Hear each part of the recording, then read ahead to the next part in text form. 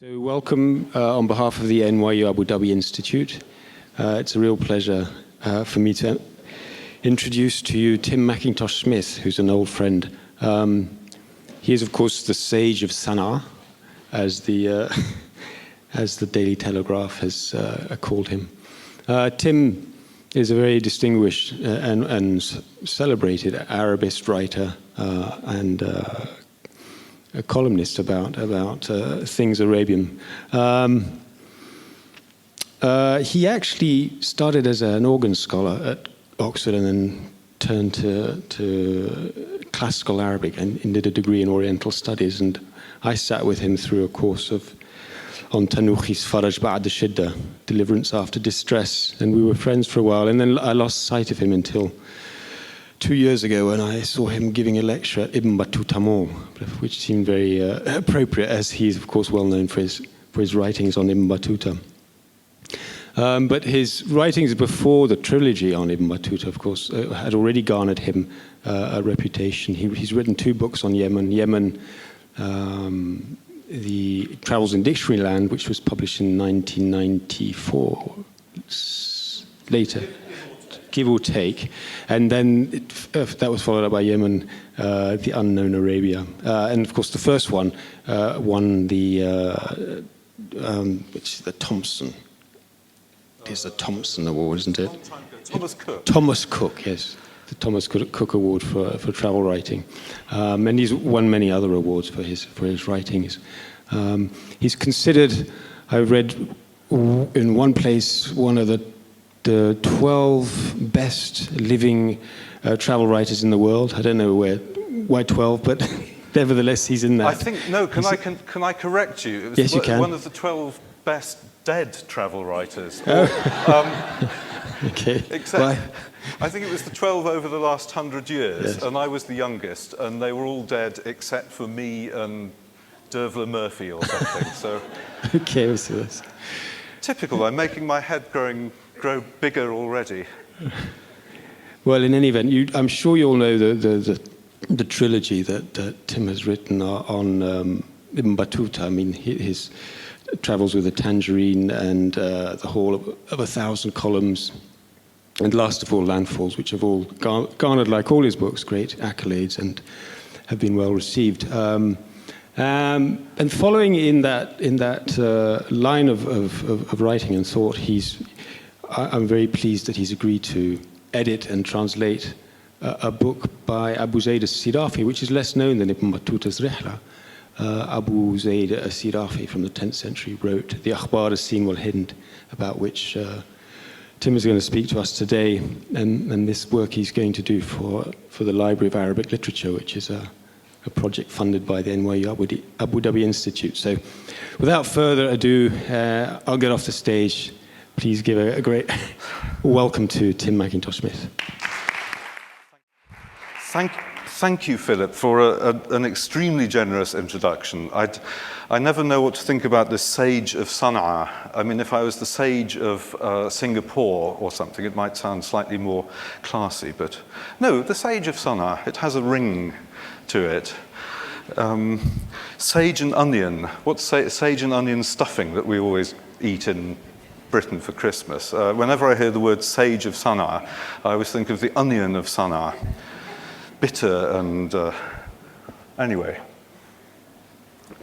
So, I apologize for not having any pictures tonight. I usually do like to talk with pictures so that you don't have to stare at me. So feel free to drop off or to do whatever you want if you get fed up with looking at me. But I thought instead I would start off by giving you 2 sort of mental pictures. And they're 2 pictures from the 2 books that I'm talking about, because I'm lining up Akhbar al-Hind, the reports of China and India, of Abu Zayd, I'll explain that later, with Ibn Battutah's book, and comparing and contrasting, you know, a good essay question, compare and contrast. So I want to give you 2 pictures, one from each book. And the first is right from the beginning of Akhbar al-Hind. And it starts like this, like a sail. because it starts in mid-sentence. The first few pages are missing. And you think, what the hell is he talking about? And then he says, and often it raises its head above the water, and you can see what a great big thing it is. And you think, what is it? A rock, a sea serpent? And then he goes on and he says, and when the sea is calm and the fish shoal together, the small fish gather, this creature uses its tail to herd or to gather the fish in, and you can see them going down into its gullet as water sinks down into the sand of a well. So he's talking about what? A whale, yes. He's talking about a whale. And at first you don't really know. You're kind of at 6s and 7s because it begins in the middle of a sentence. So a very powerful picture of a whale, and think of those fish going down into its gullet. And a picture from Ibn Battutah, a completely different sort of thing. He got to a land somewhere in the Far East on his way to China, which he calls Tawalisi. And there he met a princess whom he calls Urduja, and she ruled this a province of Tawalisi, and it had many elephants and much gold. And the nice thing about her was that she was a sort of Amazon princess, and she had a cohort of Amazons guarding her, and she would only marry the man who could defeat her in single combat. And so far she was unmarried. And Ibn Battutah, you know about Ibn Battutah and his women and wives and concubines, and some people have said this is a figment, just typical. He invents this sort of woman that you have to wrestle with in order to marry her. But I don't think she is an invention. And I'll come back to her at the end of the talk. So think of the whale. That's one picture, and I'll come back to the whale somewhere in the middle of my talk, and think of this wrestling he-woman or she-man or whatever, this Amazon princess. Oh, and she says there's a lovely moment when she says, oh, you lived in India, didn't you, Ibn Battutah? And he says, oh, yes, I was there for 10 years. And she says, tell me about it, and he does. And she thinks a bit, and then she says, I like the sound of this India. I wish to invade it. And Ibn Battutah says, If'ali. Go on, do it. He was always a stirrer. So we'll come back to her at the end. 2 books then. No, in fact, there are really 3 books. If you go to certainly Waterstone's bookshop in Britain and probably Barnes and Noble, you get this sort of 3 for 2 deal. Well, you're getting 3 for 2 deal tonight because I'm really going to talk about 3 books. Did you know this, Philip? No. Well, it's kind of it's 2 halves and 1. I'll explain. So these 3, or 2 halves and 1, 500 years apart, and they're talking about the further east from a sort of Islamic or Western perspective. And you might say, how come I say Islamic or Western? Don't forget, Claude Lévi-Strauss said, Islam is the west of the East. So when we're talking about the further East, from an Islamic or Arab perspective, we're being slightly Orientalist, with all the shades of meaning that the Orient includes. And that's partly why I called the talk The Marvelous and the Mundane. Marvelous because somebody once said, I forget who, when God created the wonders of the world, he created 9/10 of them in the East.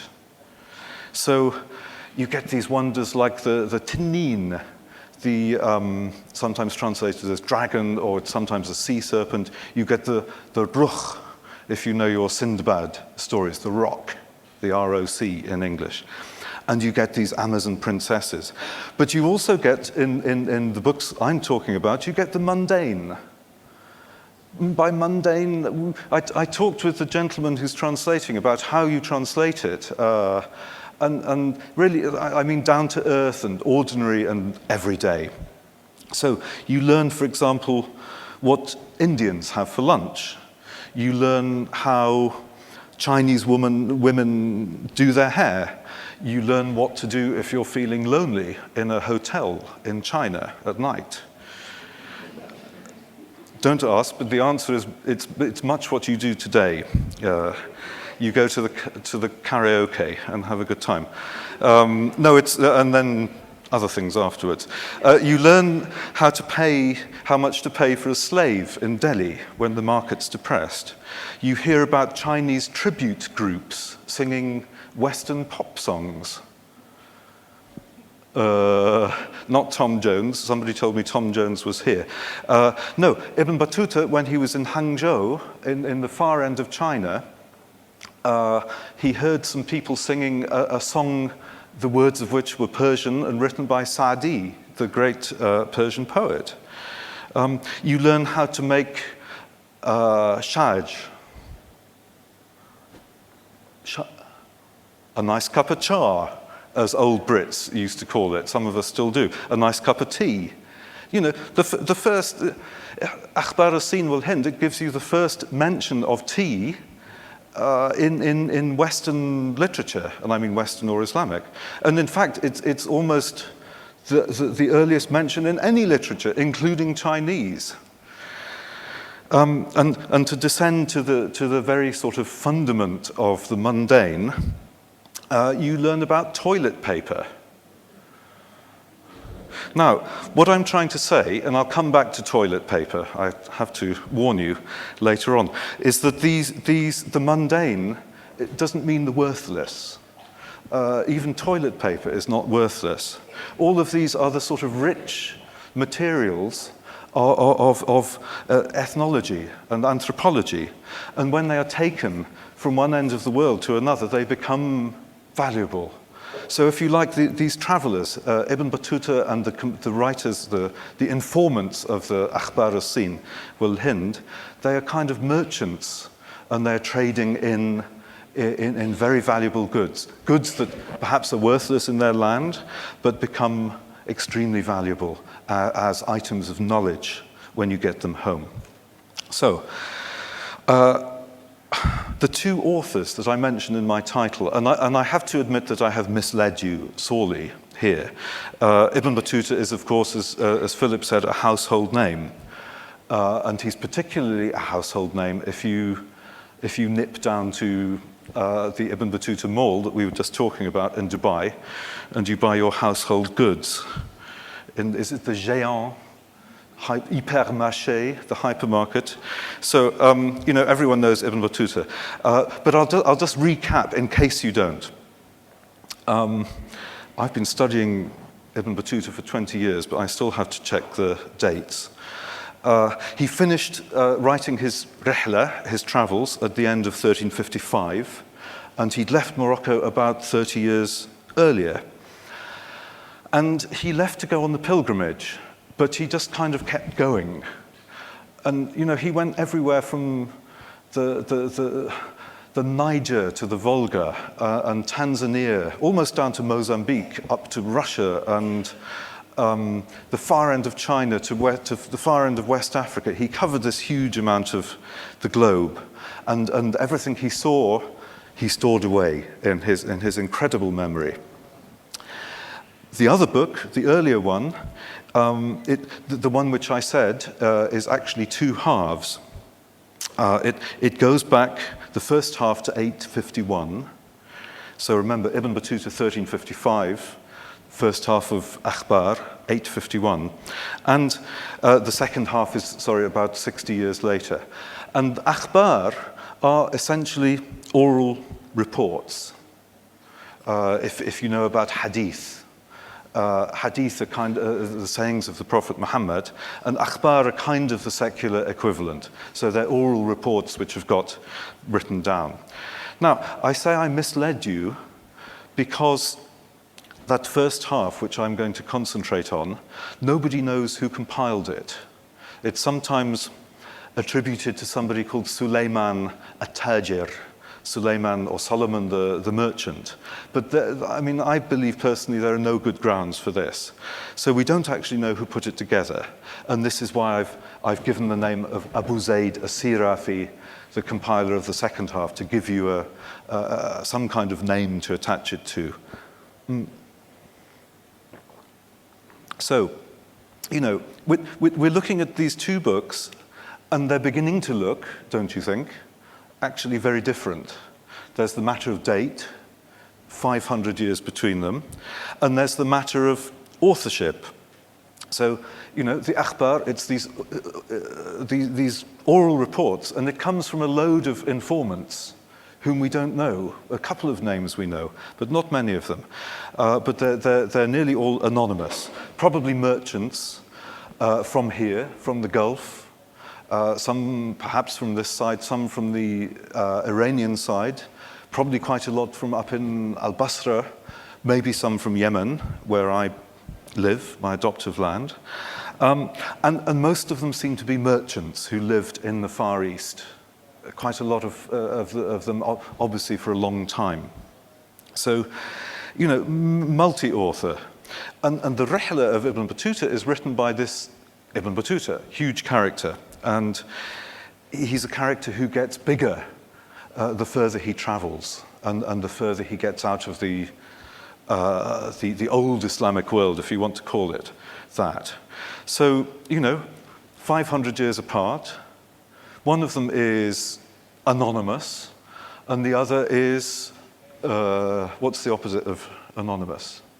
Onymous. Anonymous, I don't know. We know who wrote it, the second one. And, you know, one is Akhbar, it's verbal, it's oral, and the other is a Rihlah, a formal literary work. But then we have to stop and say, is the Rihlah of Ibn Battutah, is it really a formal work? And in fact, that's where the differences kind of melt away, and the two books, or the two halves in one book I'm talking about, seem a lot closer. Because Ibn Battutah's book is a sort of exploded Rihlah, a Rihlah munfajara, as we said, with the translator over here. It's a Rihlah that goes off the rails. A Rihlah is really an account of your pilgrimage to Mecca, and of all the people you meet on the way. And some of them are deadly boring. You know, I've read a lot of Rihlahs, and you know, it's sort of, and then I went to Cairo and I met X, Y, and Z, and then I went to Alexandria and I met X, Y, and Z.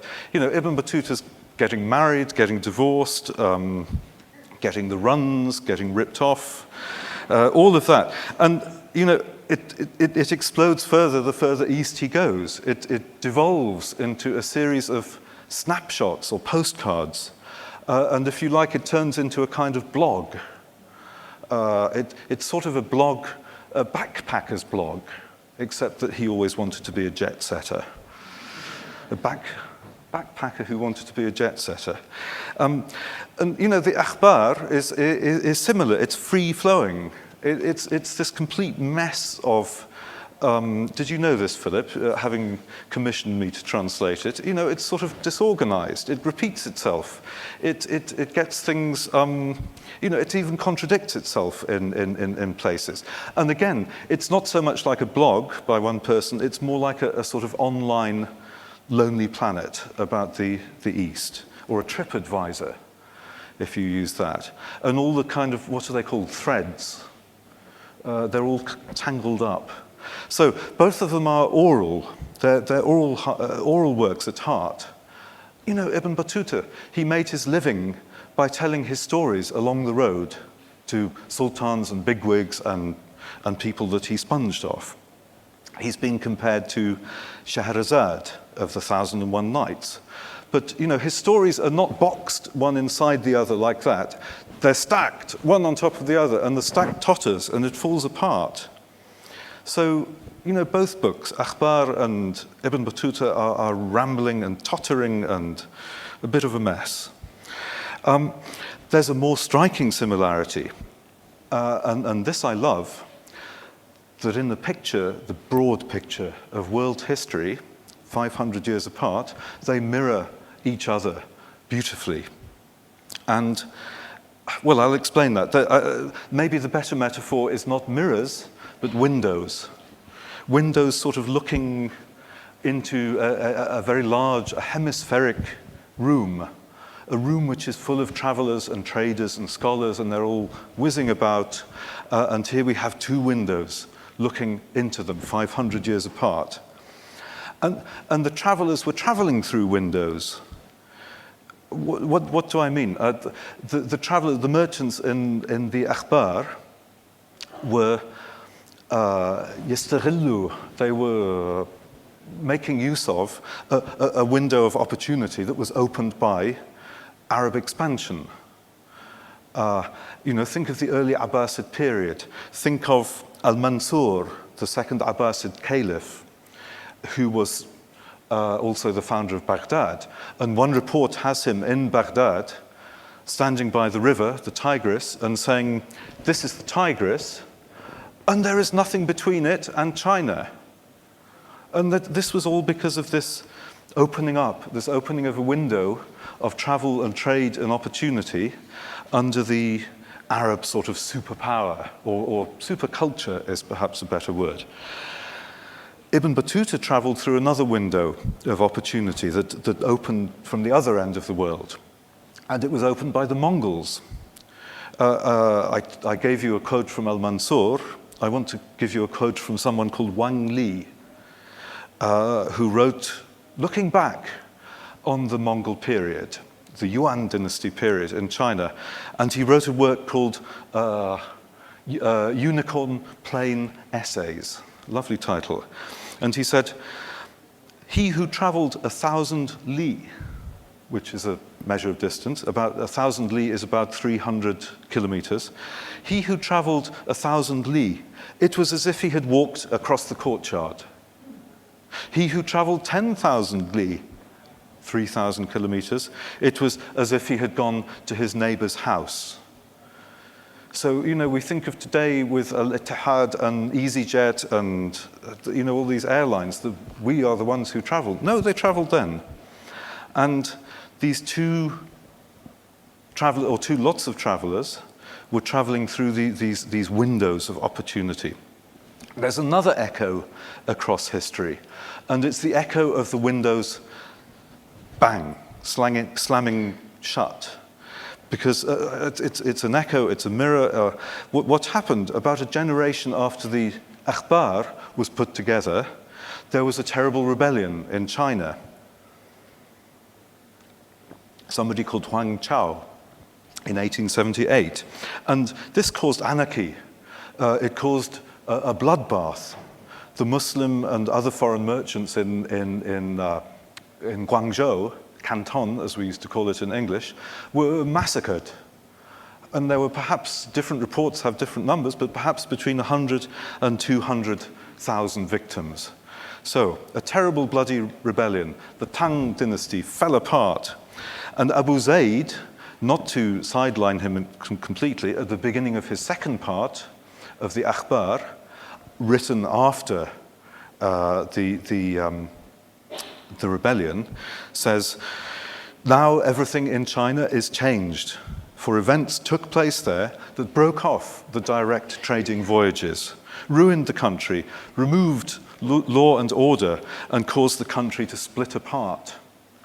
And this is why I'm focusing on the first half, or the first part of the Akhbar, because the second part was written after trade had collapsed, the China trade, and after the whole Indian Ocean trade went into really quite a deep recession. I said there was an echo. 20 years after Ibn Battuta left China, there was another rebellion. And it was the rebellion that set up the Ming dynasty, which most of you will have heard of. And again, the merchants were massacred. The Muslims, the Zoroastrians, the Christians, and everyone else. It was, not history repeat. History does not repeat itself. People repeat themselves. And again, the trade ended, and China retreated into this sort of shell of isolation, with the exception of the brief exception of Zheng He, the famous admiral, beginning of the 15th century. But by and large, that shell of isolation was not penetrated for around 500 years, another 500 years. And when a civilization goes into a shell like that, if you like, the marvels multiply. China becomes the land of Sindbad, the land of the 1001 Nights. And in fact, it was around 10th century AD, if I remember rightly, that the 1001 Nights stories kind of begin to coalesce. You can correct me on this. You can correct me on anything and everything. But, you know, when a land becomes more marvelous, when the marvels multiply, they also become more mundane. You know, so your tinnin, your sea serpent, your rock, they become the stuff of fairy tales. And the stuff like the tea and the toilet paper, I said I'd come back to toilet paper, they become the marvels. They become the rarities, the mirabilia, the things to be wondered at, because it's so long since anyone has actually seen them at first hand. And, you know, seeing at first hand is what the authors, the various authors of our two books, were doing. They were doing exactly what the Quran tells you to do. I think, if I'm right, about 7 times it says, go about the earth and look. Siru fil, I believe, it's something like, it's siru fil ardi fandharu. Go, again, correct me if I'm wrong. Astaghfirullah. But it says, go about the earth and look. For example, in Surah Al-Ankabut, it says, go about the earth and look at how He, God, originated creation. And, you know, there are similar things in hadith, in what the Prophet Muhammad said. You know, go and, well, he said very famously, seek knowledge, even if the journey takes you as far as China. Utlubu al-ilm walau fi as-Sin.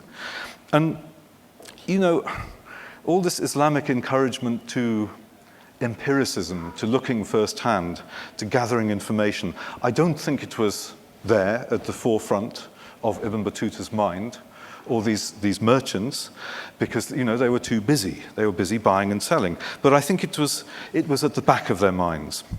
And this ilm, you know, atlubu al-ilm walau fi as-Sin, go in search of knowledge, even if you have to go as far as China.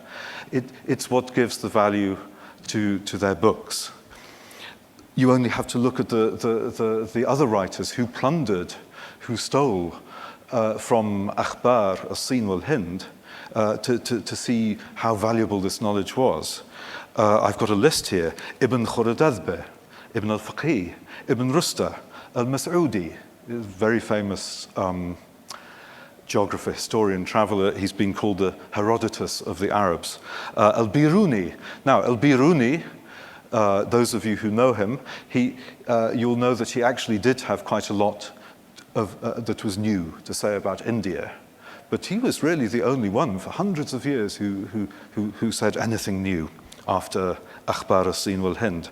Al-Idrisi, who wrote his Kitab Rujair, the Book of Roger, otherwise known as Nushat al-Mushtaq, fi ikhtiraq al-Afaq. But he wrote it for Roger, who was the Norman king of Sicily. Al-Qazwini, the list goes on. Ibn al-Wardi. So we're now in, I think, the 15th century. 600 years, and that information, that ilm in Akhbar al-Sin wal-Hind was still being traded on. And then we mustn't forget Shahrazad, or if you like, the people who invented the Sindbad stories and other stories in the Alf Layla wa Layla, the 1001 Nights. And you could even add to them DreamWorks animation. And I'm thinking of, I haven't seen it, maybe you have, there's a film about Sindbad that came out a few years ago. You know, Sindbad, the guy with the big chest and the scimitar. So, I mean, really, they're still plundering Akhbar al-Sin wal-Hind, what are we? 1,200 years on, almost. Ibn Battuta, of course, he was a complete flop in his own time. He got Well, I mean, to put it bluntly, he got the bum's rush, the sort of academic bum's rush. And Ibn al-Hajj al-Balafiki said something like, he had a very small portion of knowledge, but he went around dressed as a Sufi. And he claims that he went to the court of the Sultan of Delhi. And he really belittles him, and lots of people did. Some people did defend him. But in general, Ibn Battutah's worth has only become apparent in the last 150, 200 years. And, the Sultanate of Delhi, the Khanate of the Golden Horde, the Empire of Mali, Ibn Battuta is about the only contemporary eyewitness report from outside who gives us information about them. He's often the major one, he's sometimes the only one. So, his work for a historian is of inestimable worth. I've spent, as Philip said, I've spent about 20 years following him on the ground, and I've only scratched the surface of what he wrote. So, I talked about the whale. Let's go back to the whale. Think of the fish, the whale gathering the fish in with its tail, and the fish sinking into its gullet as if into a well. When I first read this, I thought, that sounds a bit like Sindbad. It sounds like a sailor's yarn. And then I found this on the internet. It's from the International Whale Protection Group's online forum. Humpback whales also use their tails to aid in making their feeding more efficient. They smack the surface with their tails to concentrate their prey before scooping them up in their massive gullets. This behavior, called kick feeding, is a learned behavior unique to the North Atlantic population of humpback whales. And that observation, I think, was made in Maine, in the state of Maine in the US. But of course, you can all say that is unique to humpback whales in the North Atlantic. Oh, no, it isn't. Some unknown anonymous merchant observed a whale doing this in the Indian Ocean in the early 9th century. So, this is the point I'm trying to make, that this detailed and close observation, and you can imagine that merchant standing on the rail of the ship and watching the whale and saying, Subhan al-Khaliq, glory to the Creator. I'll give you a little snippet of close observation from Ibn Battuta, and this is one I like particularly, or I dislike particularly, because it's quite frightening. And I'll read it in Arabic first, because it's one of my favorite passages of Ibn Battuta. And so forgive me non-Arabists, but I'll read it first in Arabic. وانتهينا إلى موضع مظلم كثير المياه والأشجار متكاثف الظلال وبين أشجاره 4 قباب وفي كل قبة صنم من الحجارة وبين القباب صهريج ماء قد تكاثفت عليه الظلال وتزاحمت الأشجار فلا تتخللها الشمس فكأن ذلك الموضع بقعة من بقع جهنم أعاذنا الله منها. And we got to a place of shade with much water and many trees, where the shadow was dense. And between the trees were 4 qibab, 4 domed buildings, in each of which was a sanam, an idol of stone. And between the domed buildings was a tank, a sihriju ma', a tank of water, above which the shadows had takathafat, had become dense and had crowded in, and the trees had crowded in on each other to the extent that the light of the sun did not penetrate. And it was as if that spot was a spot in hell. God preserve us from it. So I got to that spot, and it was exactly as he described it, still today, 650, 670 years on, to the extent that the trees were still there, and I mean the same trees, some of which were 800 or 900 years old. So, this close observation, looking at the whale, looking at the scenery of that spot from hell, I had to read you this passage. It's a bit of a digression, it's short, but I've always wondered how Ibn Battuta remembered that scene 14, 15 years later, from memory, without notes. And I checked up on him, and that's what I've been doing, checking up on his veracity, and he was spot on. And this is, I think, the reason. It's from some First World War memoirs by somebody called Oliver Littleton. And because of the fear of this spot, I should have told you if I didn't, it was a spot where he witnessed a sati ceremony, a widow burning herself to death on her husband's funeral pyre. And Ibn Battuta said that he saw this. He saw the woman leap into the flames, and he was so overcome by shock and fear that he passed out, he swooned, and he nearly fell off his horse. And so I think, this from the First World War memoirs, this is what happened. Fear first softens the tablets of memory so that the impressions are clearly and deeply cut. And when time cools them off, the impressions are fixed, like the grooves of a gramophone record, and remain with you as long as your faculties. So, that was written by somebody who had gone through the horror of the Somme, the Battle of the Somme in 1916. And something similar happened to Ibn Battuta. The horror of the scene of a woman burning herself to death actually imprinted the place on his memory. So what I'm trying to say is that empiricism is not the invention of a further West in a further time. It's not the invention of post-Renaissance Europe. Empiricism has always been around with us, and it's particularly been around with these Muslim travelers, these Arab, well, perhaps some of the merchants were Persian travelers, but those who were going off fi talab al-ilm, in search of knowledge.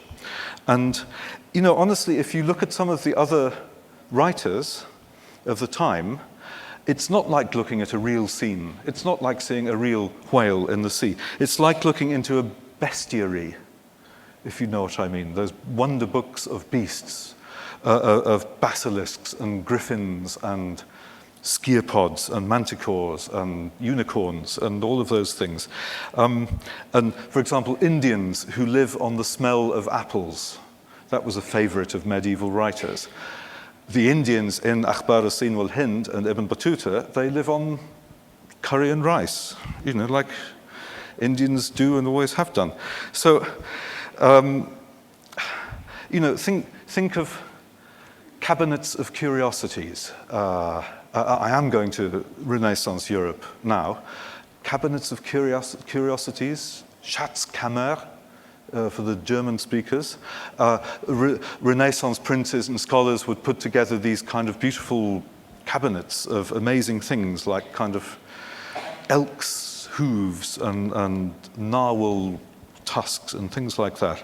So think of the others as bestiaries, Ibn Battuta and Akhbar al-Hind as cabinets of curiosities. And how is time going? We're not running over yet? We're okay. Well then, all right, let's open up the cabinets and look inside at a few kind of specific examples, just a few. Cowries, number one, cowries, those little shells. The Akhbar says of the Maldivians, the people of the Maldives, they use cowries for money.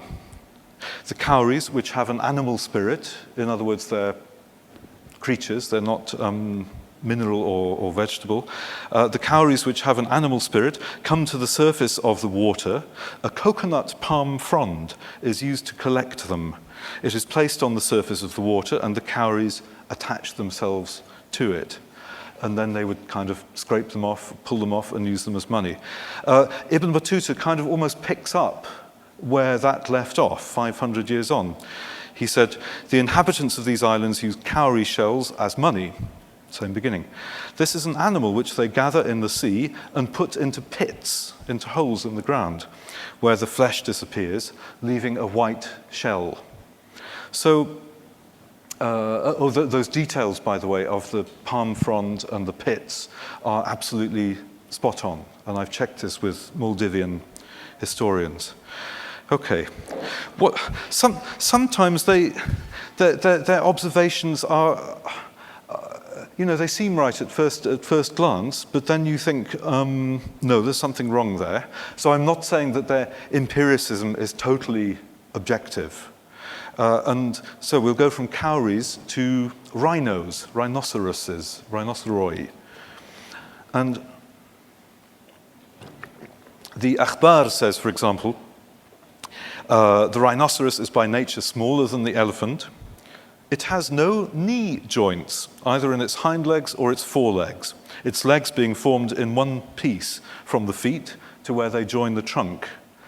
And if you think about that, a kneeless rhinoceros would have gone the same way as a flightless dodo. Well, actually, rhinos nearly are extinct, but they would have been almost extinct a lot sooner if they'd kind of walked around like that. So, I'm not saying they always get it right. Ibn Battuta says this. He says, the rhinoceros is smaller than an elephant. Great minds think alike. But its head is many times bigger than an elephant's head. And then about one line later, he says he was traveling with Muhammad ibn Tughlaq, the Sultan of Delhi, and they killed a rhinoceros, and he saw the severed head. He'd seen plenty of elephants. He wasn't a fool.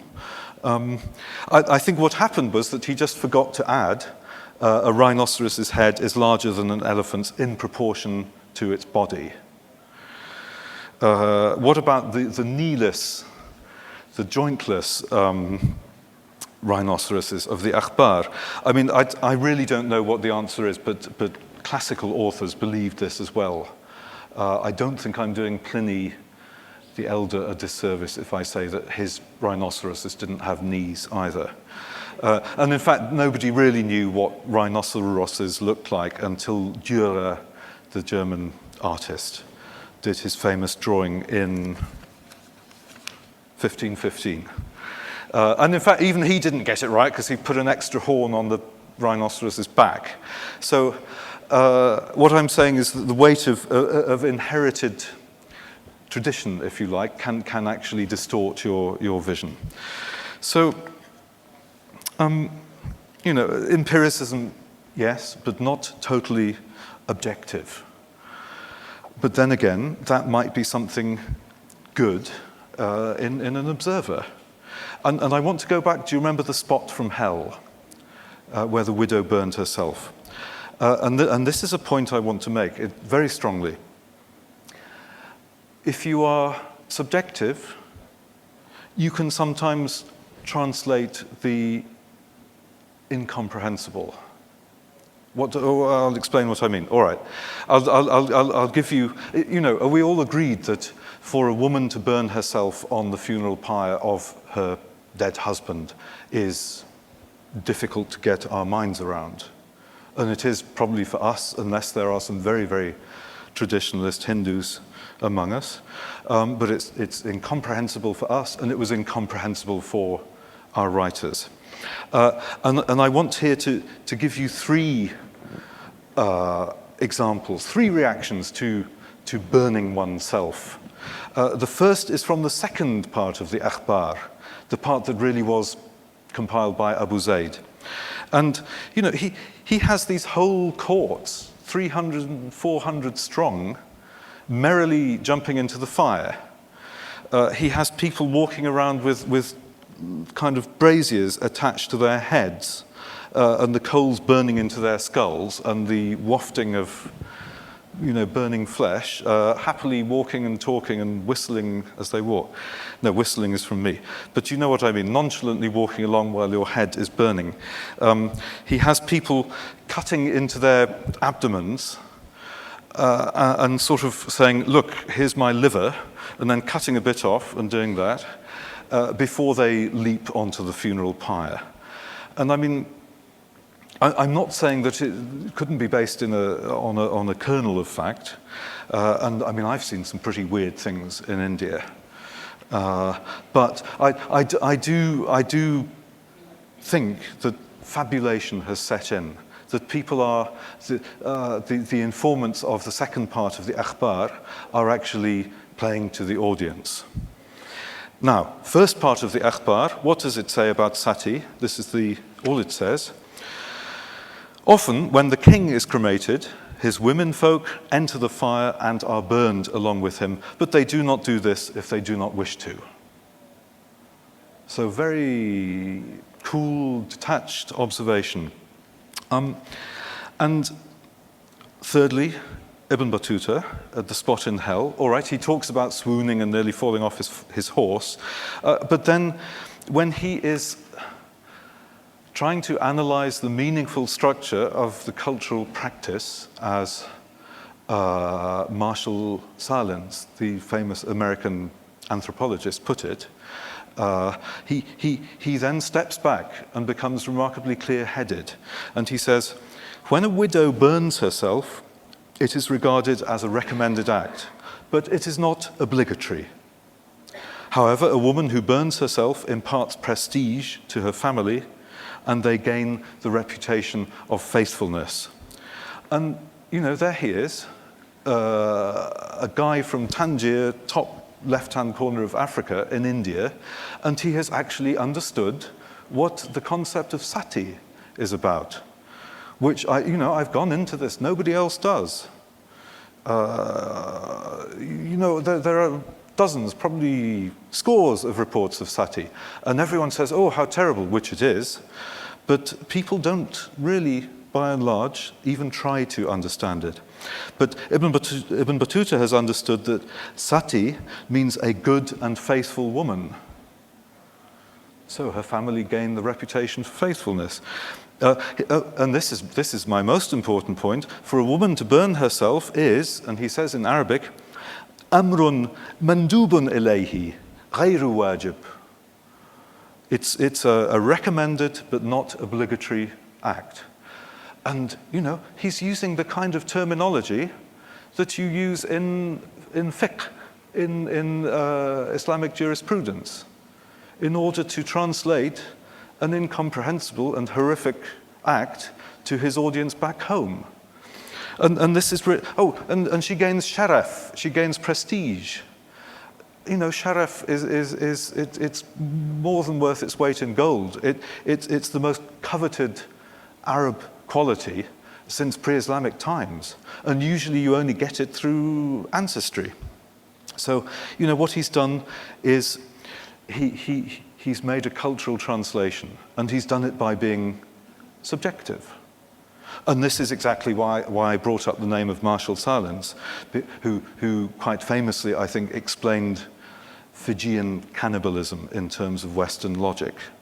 So, your viewpoint, your subjectivity, doesn't have to blur ways you see things. It can even clarify them. And, all right, time races on as ever, so I'll get to my kind of last point. And I said I would do the old essay thing of compare and contrast. So I've talked about these two books and ways in which they are similar, ways in which they are different. And I want to make a last point, an important way in which Ibn Battutah differs from Akhbar al-Sin wal-Hind. So, go back to the 9th century, and then China and India were, if you like, they were the old established civilizations, and Islam was sort of the new kid on the block. And in Ibn Battutah's time, the 14th century, Islamic civilization had been around 500 years longer. It was the kind of an established personage on the block. In some senses, it was the most important personage. So, the Akhbar has to kind of state the superiority of the culture it comes from. It has to state the superiority of Islam. And I'll give you a quote about this. The Indians and the Chinese are all of the opinion that of the world's kings, 4 are to be counted as great. They consider the first among these 4 to be the king of the Arabs. It is a unanimous opinion among them that of the 4 kings he is the mightiest, the richest in possessions, and the most resplendently fine in appearance, and that he is the king of the great religion to which nothing is superior. The king of China counts himself next in importance, after the king of the Arabs. Then comes the Byzantine emperor, and finally Balhara, the king of those Indians who pierce their ears.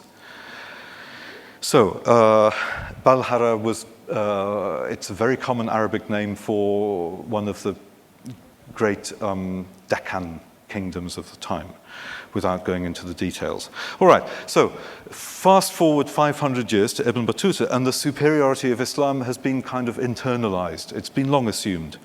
And nicely, he speaks of the great kings, not 4, but 7. The Sultan of Morocco, the Sultan of Delhi, and the Mamluk Sultan of Egypt and Syria. And then the other 4 are the descendants of Genghis Khan.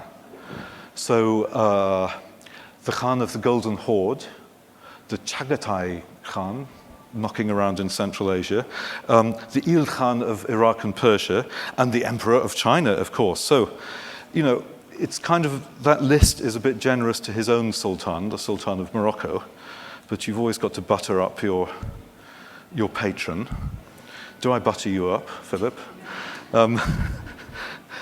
So yeah, you always have to butter up your patron. It's a bit ungenerous to the nascent rulers of European civilization, but in fact, it's not a bad picture of world civilization. Seven great rulers, 6 of whom are Muslim. So the power of Islam is taken as read. And also another change had happened, and that was that as Islam had kind of matured, it had also mellowed, it had seeped into the neighbors, and it had taken from the neighbors by a sort of cultural osmosis, osmosis and reverse osmosis. And I'll give you an example of this. In the Akhbar, one of these informants is talking about Hindu ascetics who were almost definitely worshippers of Shiva. And he says, there are those who travel about the jungles and mountains, hardly mixing with other people. This is painful. They insert iron rings into their penises so that they cannot have sexual relations with women. Some are naked, and some expose themselves to the sun. Now, I talked about blurring cultural osmosis, etc. In Ibn Battuta's time, he found in Khajuraho, in Madhya Pradesh, central India, a company of yogis who let their hair become matted and allowed it to grow as long as themselves. They are generally of a sallow color because of their mortifications. And this is the surprise, and many Muslims become their disciples in order to learn their secrets. And elsewhere, he talks about those painful iron rings being worn by Muslim ascetics called the Haydariya. So, the Amazon princess, and this is why I wanted to begin with her and why I want to end with her, because she is, in a sense, the perfect example of the osmosis and the seepage and the blurring. Because there she is. She's in the furthest margin of the East. And she's this Amazon virgin princess, if you remember, who would only marry a man who would defeat her in single combat. And I've tried to pin her down, geographically, I mean, not... I haven't... Nobody's been able to pin her down in any sense, even now, for sure, anyway. Although I've kind of got her in a half Nelson, for those of you who know wrestling terms, as maybe the ruler of an offshoot of the Majapahit Empire of Java. Allahu Alam. I mean, I'm not sure about that. But this is the point I want to make, and I didn't mention it before, that when Ibn Battuta visited her, she went, "Bring me an inkwell, bring me a pen." And he said, and she wrote in beautiful Arabic script, "Bismillahir Rahmanir Rahim," in the name of Allah, the merciful and the compassionate. So, you know, there she is, perhaps in Borneo, perhaps in Vietnam, perhaps in the Philippines, we're not sure, writing beautiful Arabic. And she could speak some Turkish. So, you know, people have said that she is a fabulation, an invention of Ibn Battuta. And as I said before, you know, he is just the sort of person to fantasize about this mud wrestling Amazon princess, or wrestling, sorry, I mustn't fantasize myself. But the point is, even if she is a fantasy, she still tells us an awful lot. And I want to quote from a book called The Raft of Odysseus by Carol Doherty. And she's talking about Homer, but for Homer, read Ibn Battuta. Homer's tales of savage lands and magical palaces are more than folk tale or fantasy. They are steeped in the social, political, and cultural transformations taking place. And they tell us about complexities of cross-cultural identity and contact. So I think I'd better leave you there in the middle of this complex, unpin-downable princess. I want to leave you wrestling with the princess. I want to leave you with blurring and osmosis and cultural complexities, because I think they are fascinating. I think they are what power humanity.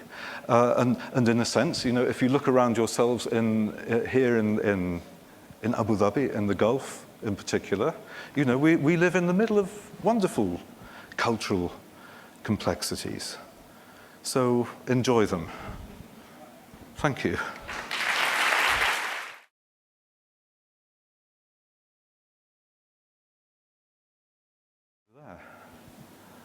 Hi, thank you for your interesting talk. A couple of years ago, NYU had a kind of an event like this discussing museums and the creation of these super museums in the Gulf. And there was quite an interesting panel, and there was an Indian lady who was a professor from Delhi University who said, there's only one good museum in the UAE at the moment, and everyone was waiting to see what she would say. And she said, Ibn Battuta Mall is the only proper museum which allows people of all different creeds and types, and the most popular place to go are malls, and that actually we should have museums in malls and not in scary, frightening, iconic buildings that maybe have some element of control and people are nervous to go inside. So my question to you was, having visited Ibn Battuta Mall, what are your recommendations for updating the Ibn Battuta story within that mall, how you saw it was presented and what you would do to improve it? What I would do to improve it? I do, and I really do. I think highly of the Ibn Battuta Mall, or Mall, tomato, myself. And I was commissioned to write a piece on it, and I thought it was going to be a bit kind of, oh, you know, it's very, very worthy, but, you know, but in fact, I was very, very impressed. And I actually lurked by the main Ibn Battuta exhibition, and I did a kind of head count, or straw poll, or whatever you call it.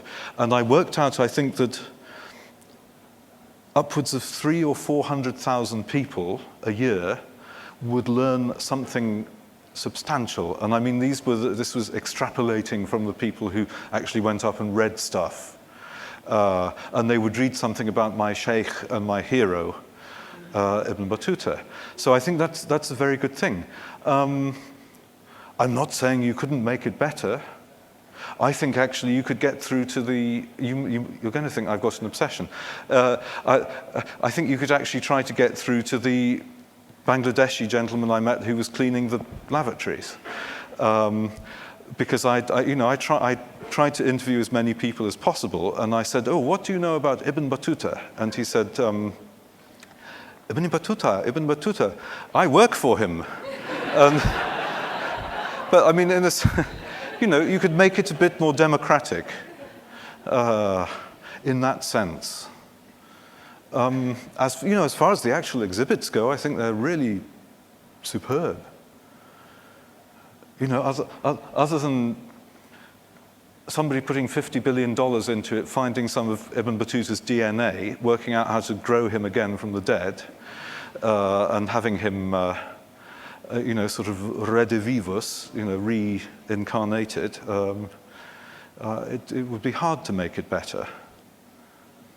But then, having said that, probably in the night I'll think of 20 things which could be made better. Have you been there recently?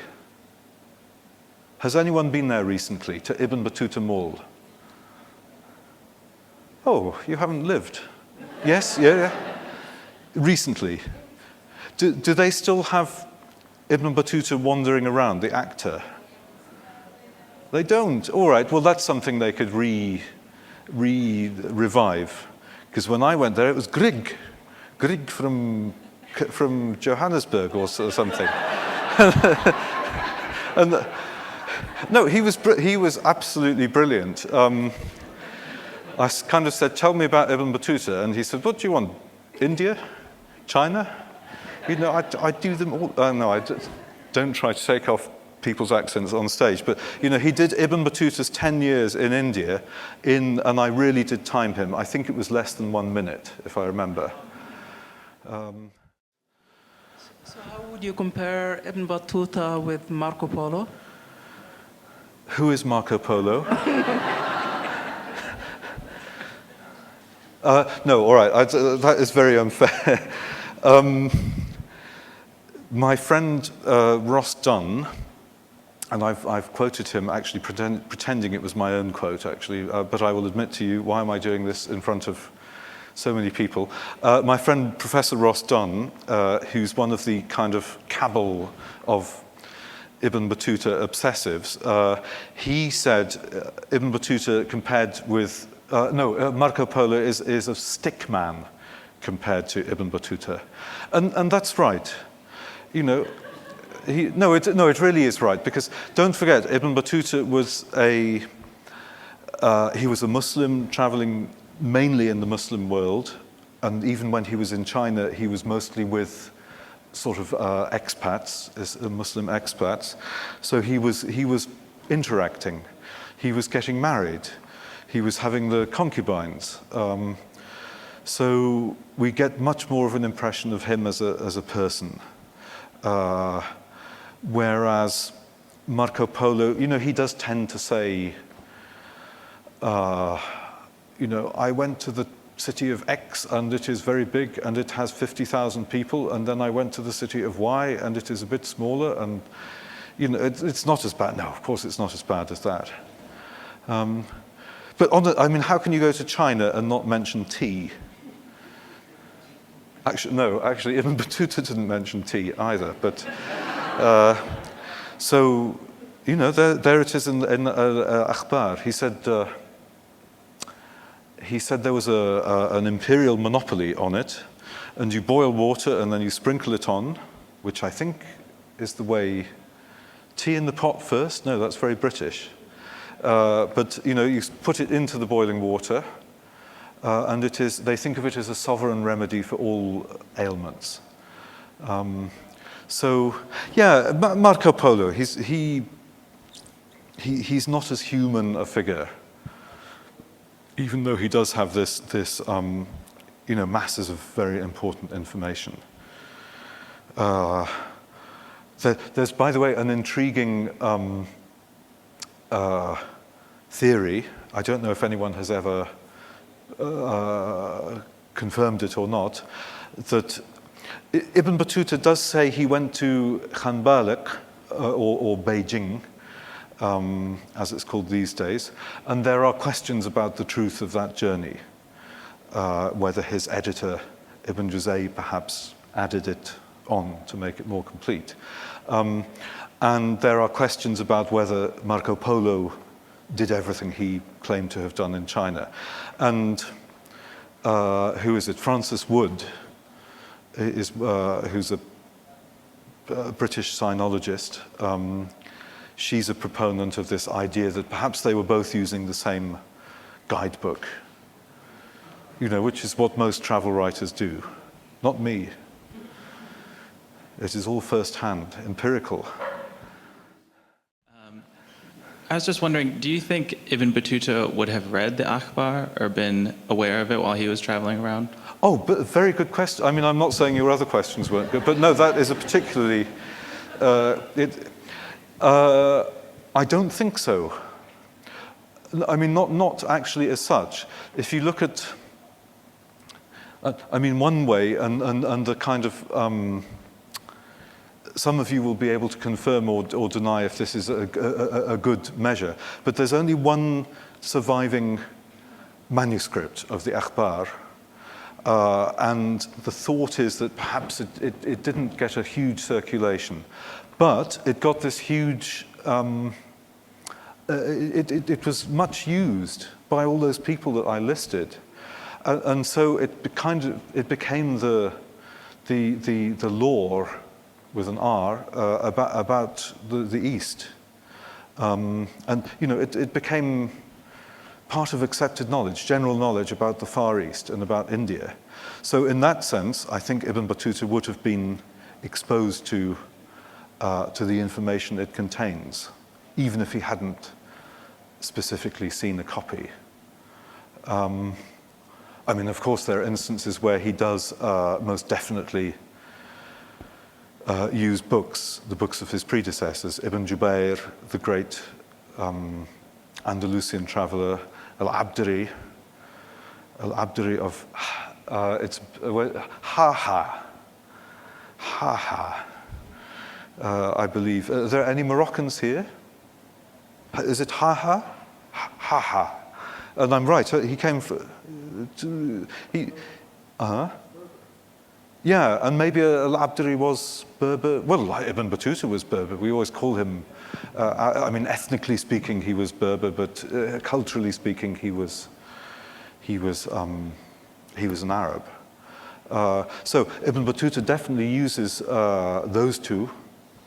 I mean, in his description of Mecca, he uses Ibn Jubayr for 40, 50 odd pages.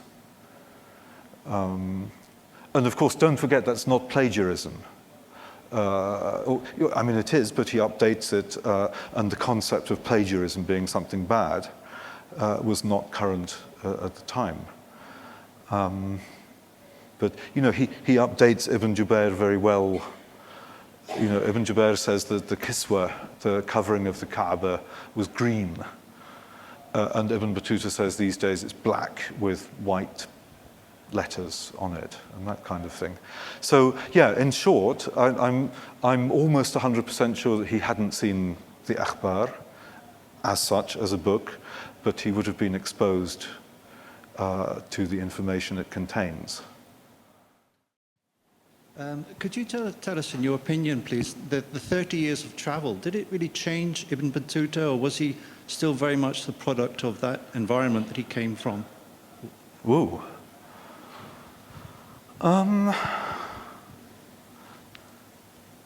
You will have to read my thriller, if anyone ever publishes it, which is based on, it resurrects Ibn Battuta from the dead, because the problem is we don't know an awful lot about Ibn Battuta after he got home. It changed him in that he became a personage himself for a time. There's a kind of a snapshot of him with a group of scholars who surrounded, what's his name, Abu Anan, the Moroccan Sultan. But then, the Sultan was killed and all of that fell apart, and we don't really know what happened to him. I would say, I think, he was changed in that he basked in the glory of being the traveller of this ummah, the traveller of this Islamic community. And I think he was angling at that with his book. I've actually got quite a lot of theories about this, but he certainly basked in the glory for a time. And then his fate was that of, I can't remember the poet offhand. Anyway, he said, I have traveled all the world, east and west, and seen every corner, but now only one corner remains, my grave. So, old soldiers never die, they only fade away. Old travelers do die. Does that go some way to answering your question? He became a personage. He became a cause célèbre in that he became the subject of debate about the veracity of travelers. Ibn Battuta he was a terrible snob. He was a terrible name dropper. He was a huge social climber. He was a social mountaineer. He was like these. No, he was like these people who try to climb the highest mountain in every continent. And I mean, I have a theory about him. Tiny digression, if we've got time. I'll keep it short. He talks about the 7 kings whom I mentioned, and he manages to get to see all of them, except the Emperor of China. And he said the Emperor of China had died, which is rubbish. I'm not saying he gets it right always. The Emperor of China, Togon Temur, lived, the Mongol Emperor, he lived another 25 years. And I think actually Ibn Battuta killed him off out of pique because he didn't get to see him. But then he went, and I'm feeling, what have I said about your countrymen? I'm thinking of the Moroccan gentleman at the front here. The great hero, and he is my hero. But I think part of the reason for his visit to West Africa and to see the Mensa of Mali was because he didn't get to see the Chinese emperor. So he in social climbing terms, to see 7 great rulers of the world. I mean, what's the equivalent today? When I was speaking to Mr. Obama the other day, and I'd just been to see President Putin and all the others. I mean, he really was like that. Okay, Ibn Battuta was a child of Islam and a very devout Muslim. Obviously, he began his journeys going to Mecca. Is there anything in his writings which indicates how he accommodates all these different cultures and all these different worldviews with his Islamic worldview? Is there, does any of his theology come out which allows him to travel and kind of be comfortable with people of other faiths? Well, that is a good question. I mean, I touched on it when I talked about the subjectivity of one's view. The fact that he did see from an Islamic perspective. I mean, there's no way. I mean, there's no way that I can get away from, a sort of liberal-ish, upbringing in Britain in the 60s perspective. We can't escape our upbringing when we look at other cultures, I think. And, so sometimes he did. He was culturally a bit of a fascist, but he tended to be more so with other Muslims. There's a lovely bit where he is in, if it's not Karbala in southern Iraq, it's somewhere around there, with a predominantly Shia population, and he goes up a minaret, and it's a shaking minaret. And these shaking minarets, by the way, are not as rare as you would think. I'll explain. You go up the minaret, and he said you had to grip a sort of handle, And he said, I think they said, وَحَقْ Ali, كَرَّمَ اللَّهُ وَجْهُ. By the right of Ali, the Prophet Muhammad's son-in-law and cousin, Hizzi or Ahtazzi, I can't remember the right wording, shake, O minaret. And the minaret would shake. And he said, I took hold of this handle, and he said, وَحَقْ Abi Bakr, who was after him, وَعُمَر, وَعُثman, اهتزي يا منارة أو يا سومع يا مئذنة. Sorry, I have to go through the different words for minaret. You Moroccans, you call the minaret a soma, don't you? Yeah, like we do in Sana'a. And he was being a terrible stirrer, because these are the names of the al-Khulafa al-Rashidin, the right guided caliphs, who are reverenced by the Sunnis, well, as is Ali. But he refused to say only the name of Ali. So he was being quite combative, if that's the word. Another example, which maybe answers your question better. When he is in southern India, that's right, he is in Kerala, on the Malabar coast, and he said they are very strict with thieves, and even if you steal a single coconut that you find lying on the ground, you're likely to be impaled, and out there, and sort of left impaled by the roadside as a warning to would-be thieves. And he says that quite, with some admiration, I think, in the tone. But then he's staying with the Sultan of Madurai on the other side of southern India, who captures some Hindus that he's fighting against and has them impaled. And he says, and this was the most wicked thing. And I think he actually says almost, and how could any Muslim do something so against the law of Islam? So he was his eyes were open to other faiths, I think. I don't think he kind of became a woolly multi-faith type exactly, but he was open to to understanding them, as he was open to understanding that sati by using the terminology from fiqh, from Islamic jurisprudence, whereas he would be quite strict with his fellow Muslims. It's something that needs to be more looked at.